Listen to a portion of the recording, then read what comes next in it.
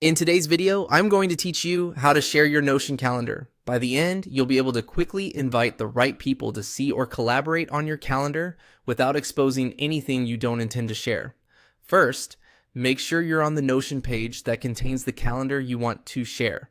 In Notion, a calendar is usually a database view, so sharing the page gives people access to that calendar and any related views on the same page.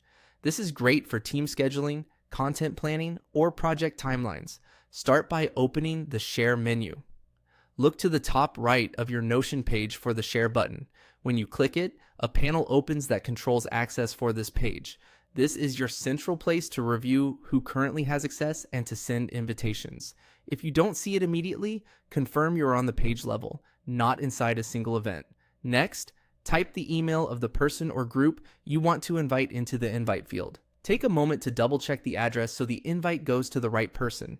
If the email belongs to someone already in your workspace, Notion will suggest them automatically.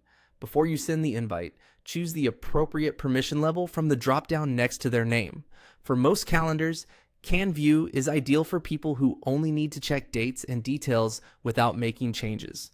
Use Can Comment if you want feedback without edits, and Can Edit only for trusted collaborators who will add or modify events.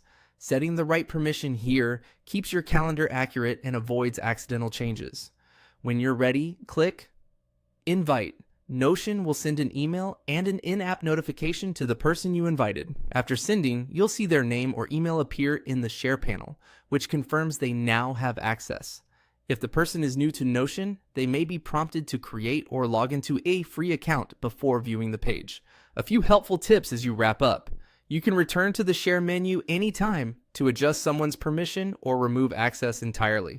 If your calendar is embedded inside another page, remember that sharing that parent page shares the embedded calendar as well.